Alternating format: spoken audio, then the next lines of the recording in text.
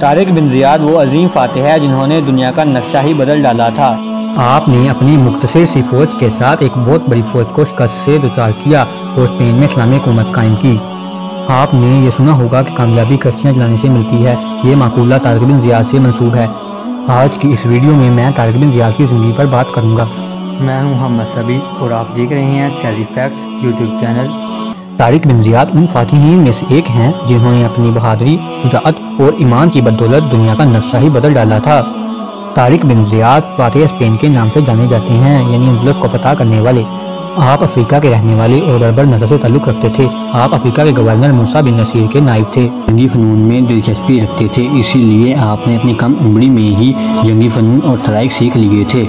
वो तलवार चलाने में खास महारत रखते थे। वो तलवार से ऐसे खेलते थे जैसे परिंदे हवा से। वो अपनी जहानत, शुजाअत और बहादुरी की बदौलत किसी भी बड़े से बड़े दुश्मन का सामना करने के लिए हमावक्त तैयार थे। उस ज़माने में शुमाली अफ्रीका में मुसलमानों की हुकूमत थी।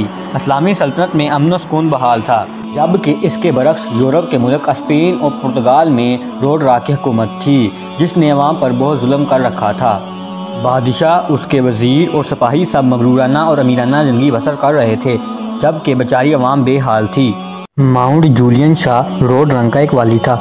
उसकी बेटी फ्लोरेंडा दरबार से वाबस्ता थी। वो बहुत खूबसूरत थी। बादशाह उसकी खूबसूरती देखकर उस पर फिदा हो गया। बादशाह ने उस खूबसूरत जवान लड़की को महल में बुलाया और उसे बेआबरू कर दिया।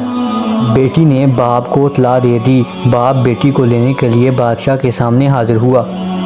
वो बादशाह की हरकत से वाकिफ था। उसने बादशाह से बदला लेने का फैसला कर लिया था, लेकिन उसने बादशाह के सामने अपने गुस्से पर काबू रखा और बेटी को छुट्टियों के बहाने अपने साथ लेकर घर की तरफ चल दिया। वो जब आखिरी मुलाकात के लिए बादशाह के सामने हाजिर हुआ तो बादशाह ने उससे सवाल किया कि तुम इस बार मेरे लिए तोहफा क्यों नहीं लाए। इस पर जूलियन ने जवाब दिया, बादशाह सलामत, जब मैं अगली दफ़ा आऊँगा तो ऐसा तोहफा लाऊंगा कि लोग सदियों तक याद रखेंगे। ये कहकर वो सीधा मूसा बिन नसीर के पास गया और उसे स्पेन पर हमला करने की तरकीब दी। मूसा बिन नसीर ने यह तरकीब खलीफा वलीद बिन अब्दुल मलिक के सामने रखी और स्पेन को फतह करने की इजाज़त तलब की।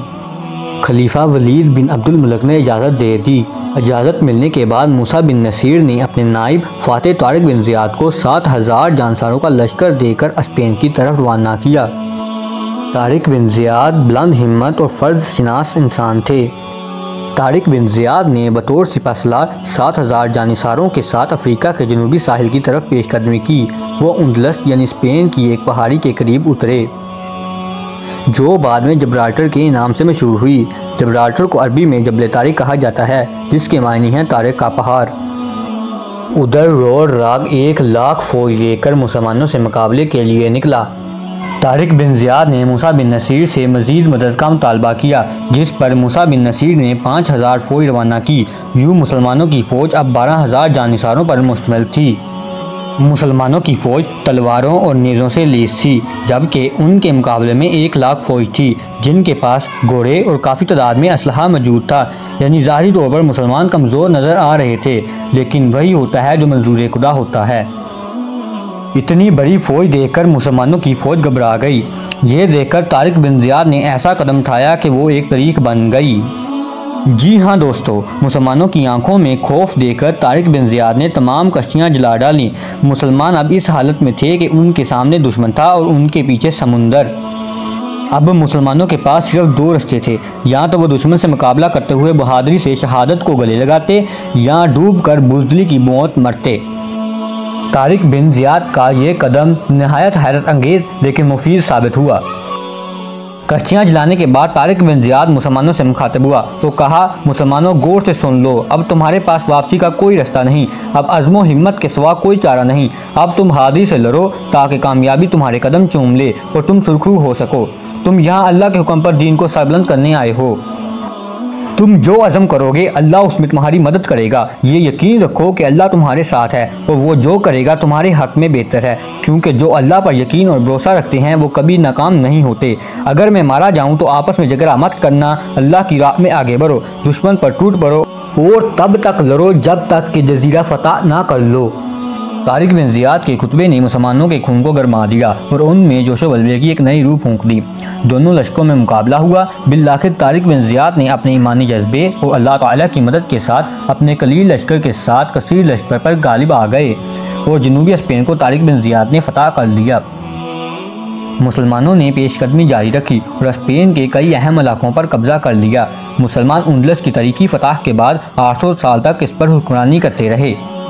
स्पेन की फतह ने यूरोप की माशरती ज़िंदगी पर ज़बरदस्त असर डाला। ईसाइयों ने मुसलमानों से रवादारी और फरागदिली सीखी। मुसलमानों के हुस्न इंतज़ाम से इलाके के लोगों की हालत बेहतर हो गई। वो मुसलमानों के ज़ेर असर खुशहाल ज़िंदगी बसर करने लगे। तारिक बिन ज़ियाद 95 हिजरी में इस जहान फ़ानी से रुखसत हो गए। वो कैसे मरा, उसके जनाजे में कितने लोग थे और वो कहाँ दफन हुआ, तारीख में इसका जवाब नहीं मिलता। तारिक बिन ज़ियाद और मूसा बिन नसीर तारीख के गुमनाम सहराओं में गुम हो गए, लेकिन स्पेन आज भी जिंदा है। ज़िंदगी जब्राल्टर यानी जबल तारिक में आज भी जिंदा है। वो खुद इस दुनिया से चले गए, लेकिन उनका नाम आज भी जिंदा है और जब तक स्पेन और जब्राल्टर की पहाड़ी मौजूद है, कोई भी उनका नाम मिटा नहीं सकता। तो दोस्तों, आज की हमारी ये वीडियो यहाँ इख्तिताम पज़ीर हुई। ये वीडियो आपको कैसी लगी कमेंट में ज़रूर बताइएगा। इंशाअल्लाह अगली बार फिर मिलेंगे एक नई वीडियो के साथ, एक नए मौजू के साथ। तब तक के लिए मुझे इजाज़त दीजिए। अल्लाह हाफिज़। और चैनल को ज़रूर सब्सक्राइब कर दीजिएगा ताकि अगली वीडियो आप तक आसानी से पहुँच सके।